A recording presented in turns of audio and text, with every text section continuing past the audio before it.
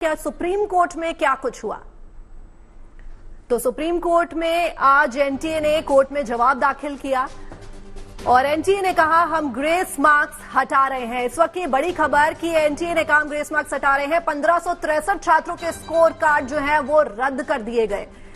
तो इस वक्त की बड़ी खबर है कि 1563 छात्रों के स्कोर कार्ड रद्द कर दिए गए हैं और ये फैसला सुप्रीम कोर्ट की तरफ से आया। इन छात्रों को दोबारा परीक्षा देनी होगी। इनके जो ग्रेस मार्क्स हैं वो हटा दिए गए हैं और इन छात्रों को दोबारा परीक्षा देनी होगी, जिसके रिजल्ट जो है वो 23 जून को आयोजित किए जाएंगे और इनका जो परिणाम है वो 30 जून तक आ जाएगा। तो दोबारा परीक्षा का जो रिजल्ट है वो 30 जून को आउट हो जाएगा।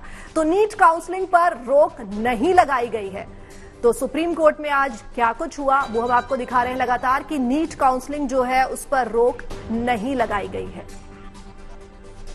तो आइए एक बार फिर से चलते हमारे संवाददाता मनीष चौरसिया के पास, जिनके साथ अभी कुछ स्टूडेंट जो है वो मौजूद हैं।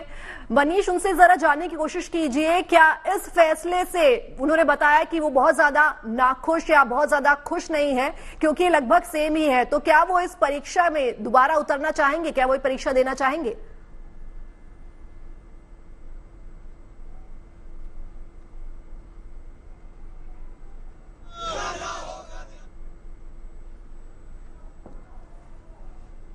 से दे रहे हैं और उसका जो बेसलेस कॉन्सेप्ट है कि हम आंसरिंग एफिशिएंसी की बेसिस पे दे रहे हैं, वो भी मेरे तो बिल्कुल समझ नहीं आता है। क्योंकि दो बच्चे अगर सेम स्पीड से आंसर दे रहे हैं, दैट डजंट मीन कि वो सेम करेक्टनेस सेम एक्यूरेसी से भी आंसर दे रहे हैं और उनके सेम नंबर भी आएंगे। हम ऐसे नहीं जज कर सकते और इन्होंने पूरे नंबर दे दिए हैं। नंबर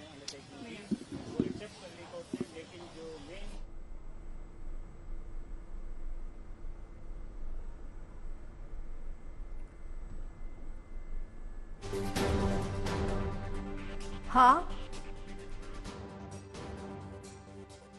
दौरान कहा कि काउंसलिंग होती रहेगी और हम इस पर रोक नहीं लगा रहे हैं। और ये तमाम तस्वीरें आपके सामने आप देख सकते हैं किस तरह से जो स्टूडेंट्स हैं वो धरना दे रहे हैं और अपनी अपनी बात हर कोई अपने तरीके से करना चाहता है। इस बीच सुप्रीम कोर्ट से जो फैसला आया है कि ग्रेस मार्क्स हटा दिए जाएंगे, कई स्टूडेंट्स हैं जो इससे बिल्कुल जो है वो खुश नहीं हैं क्योंकि उनका मानना है ये कहीं ना कहीं सेम बात है और इससे किसी का कोई फायदा नहीं होना। रीटेस्ट देने की परमिशन एनटीए दे रहा है, जो रीटेस्ट है उसके स्कोर कंसिडर किए जाएंगे। कैसे देखते हैं आप इस आदेश को?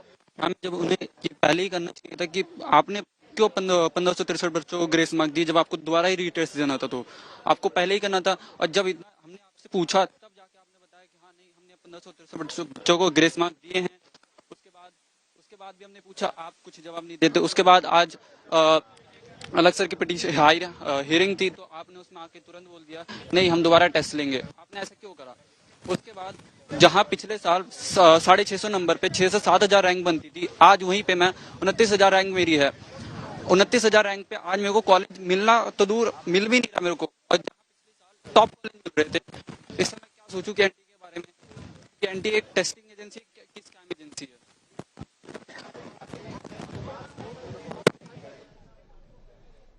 ओके। सरकार उसकी सामना करने के लिए, उसको संतुष्टि के साथ बच्चों को उत्तर देने के लिए बहुत प्रामाणिकता के साथ खड़ा है। स्पेसिफिक घटना जो आए हैं उसको सरकार गंभीरता से लिया है। एकेडमिशियंस की कमेटी बनी है, उन्होंने कुछ रिकमेंडेशन किया है।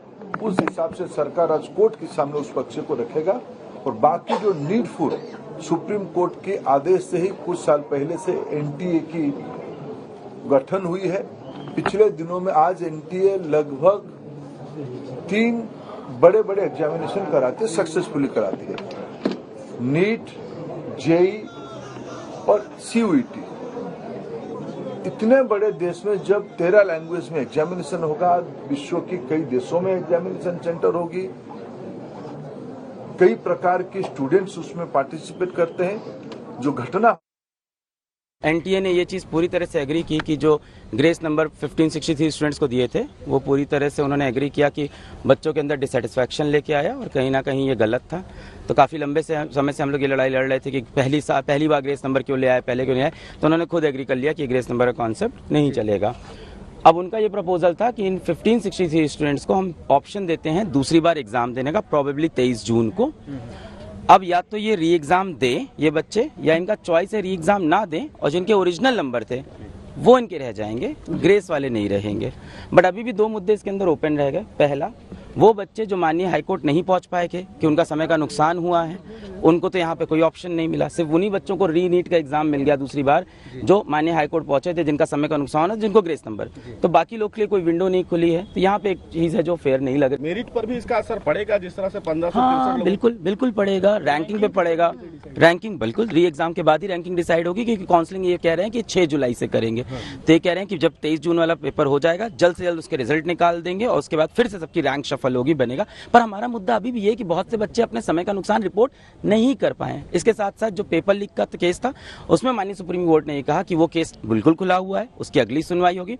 और आज माननीय सुप्रीम कोर्ट में जजेस ने पहली बार ये भी बोला कि मान लेते हैं काउंसलिंग हो गई, मान लेते हैं बच्चों का एडमिशन हो गया, उसके बाद भी हमें गैप्स मिलते हैं, तो supreme court has all the powers to revert everything. तो उन्होंने कहा मान लेते काउंसलिंग होती है, बच्चों का एडमिशन हो गया, कल को हमें कोई मुद्दा मिलता है, भले ही पेपर लीक हो या कोई और डिस्पेरेंसी हो, तो हमारे पास सारी पावर इन चीजों को वापस सही करने की।